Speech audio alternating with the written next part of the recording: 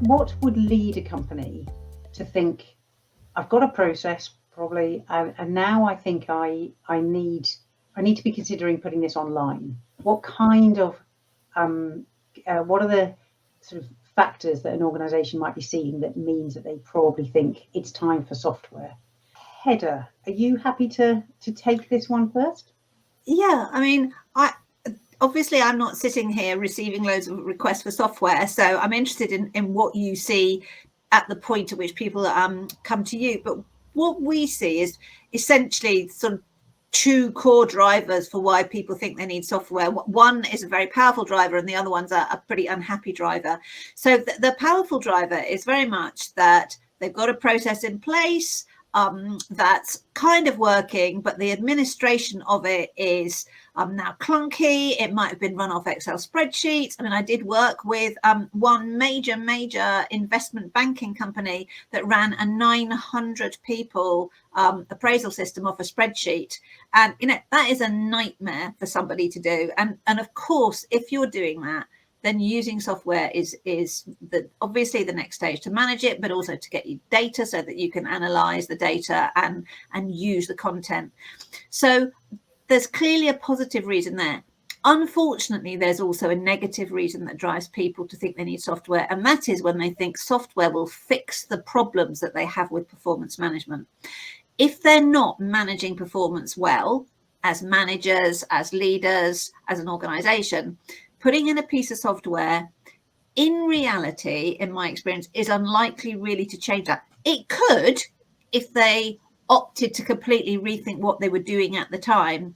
But if they think just putting in a piece of software will then solve the reasons why people don't manage performance, then they're going to be disappointed. But undoubtedly, that does lead organizations to think that software is the solution. So I guess those are my two takes on the catalysts. Yeah, so just to pick up on the first one about the administration, yes, it can become an absolute nightmare. And so we do very often get people calling just saying, we can't possibly go through this again. I can't face it. Please, can we get something up and running that's going to ease the administrative burden, not just for me sitting in HR, perhaps, where for some people it takes weeks of the year to manage, but for managers and employees who feel like, you know, I just don't want to scrabble around to try and find those Word documents and things like that. So yes, a lot of the catalyst is around that. On the second one, you know, questioning whether bringing in a system is going to just automatically make everything brilliant, when actually the process that's been designed is fundamentally broken. I think that's a really interesting point. That happens a lot. It's something that we come across a lot. So we'll often start off talking about the administration and someone say, look, it's just too much work. And then when we dig in a little bit more, we'll find out, well, actually the feedback from managers is this takes this whole section of a form we have to fill out is irrelevant, and or people just aren't having these conversations at all, and they don't feel like that's the culture to do that, or they don't feel entitled or enabled to do that.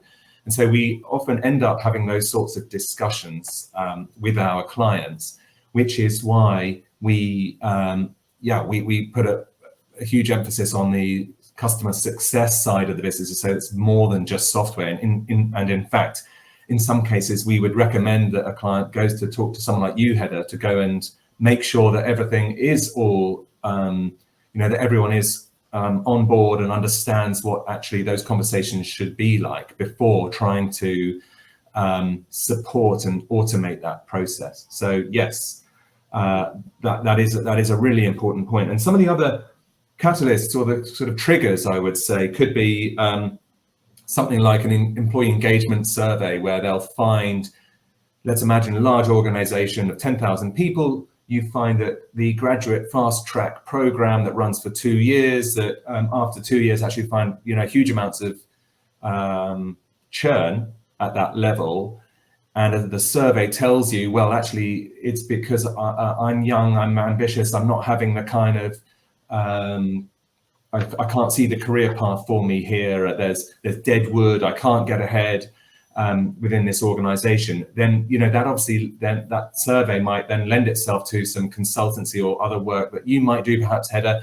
Or for us, it would mean okay, well, let's make sure that for that stratum of the organization, let's make sure that they are having regular career conversations that are automated or structured with our system. So the system, we believe the system can help to trigger the right sorts of conversations happening at the right time for the right people. So yeah, often a survey might be a catalyst.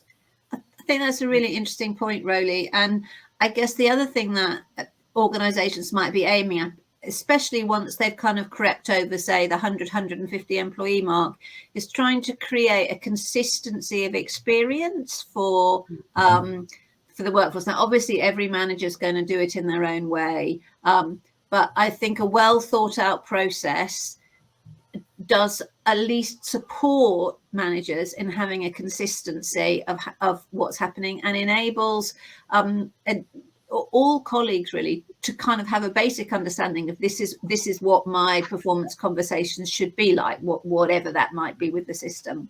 And undoubtedly a system kind of makes that easier, so you're not, as you say, scrabbling around for word templates and documents going, what am I supposed to do here, what am I supposed to do there? So I think that is also wanting something more consistent is a good driver.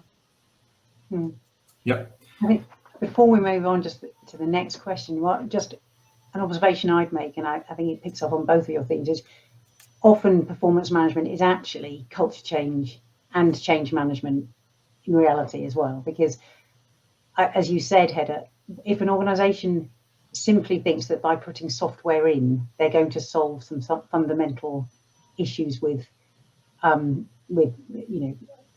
on about performance, that's naive.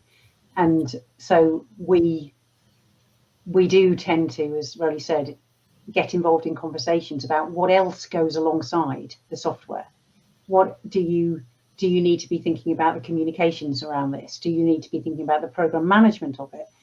How is it going to touch the most dispersed members of your team, the most, the tricky to reach people who are maybe aren't sitting at their PC every day. So it's often about all the other areas of culture change that go on outside the specifics of the performance management process.